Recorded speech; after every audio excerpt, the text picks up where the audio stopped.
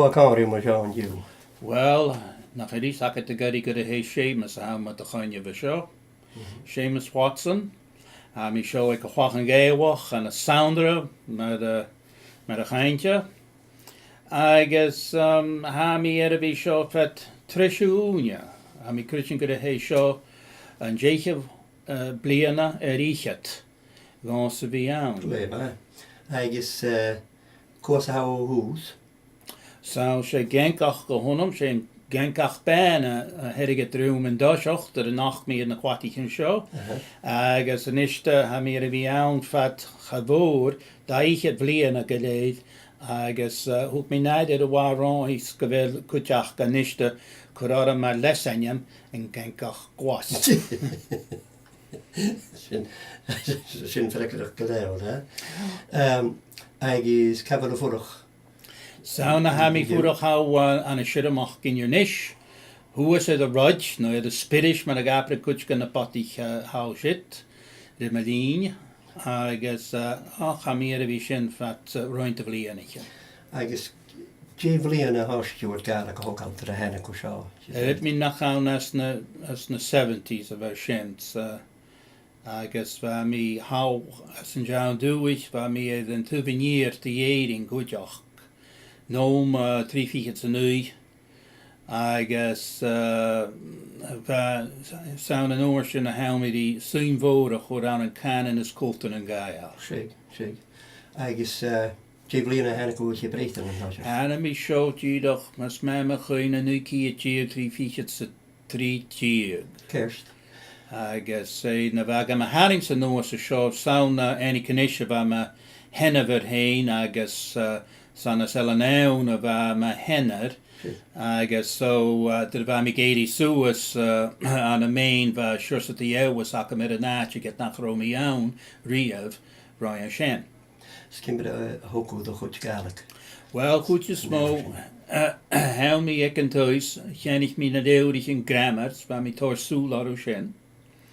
Agus hannig ar an gama nach dianag shitting rach gans an an dói a bhíg freiceach san cánrag a chumal nó cánrag a choréid na arst agus a bat an oirsin gus a mi meach mis muinte na cairsnach hua seo fiach an im a chut Gaelic a lesachag agus bheit poilach am riúnsach. A ró cairsnach an h-atharraichean go big tú cursechad na húin. Well, bheag. H-atharraichean a bavún. Well, tíadach an dáiseach ba mi fúdach ann go má feiscit bella hutni. Agus bheit roiin a Gàidheal a fúdach a sin as an ámad. San as gach cearan Gàidhealan. Gúta tú Gaelic a chwaticha tú a chuineal a Gaelic bharai mar a haig a brín fós a seo wacinge. Ik muintir houndra na muintir a fan bhór.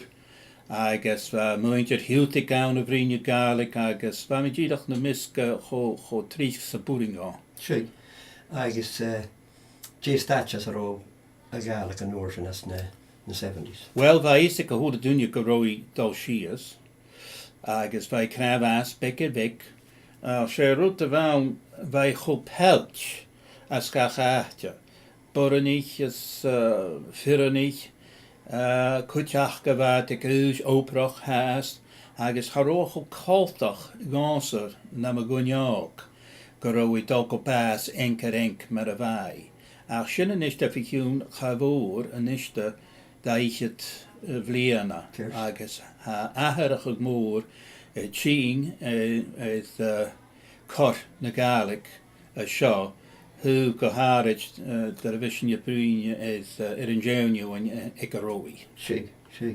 Agus tí a bhar linn tuideach a bháhan an dú agus na dáchas agad gan Gaelic.